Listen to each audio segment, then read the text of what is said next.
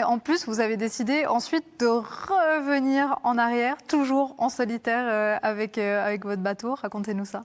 Ouais, il y avait deux défis fous. C'était déjà la gagner, cette course. C'était pas chose facile.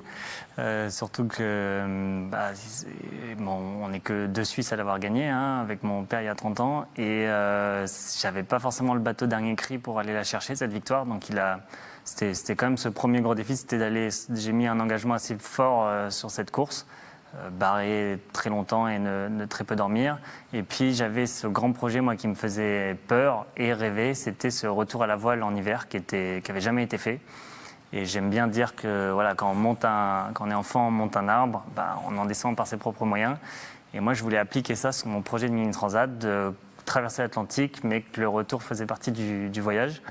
Et voilà, tenter de être le premier à ramener son mini, ce petit bateau en hiver sur l'Atlantique Nord, toujours en solitaire. Vous êtes lancé dans cette aventure alors que votre fille venait de naître.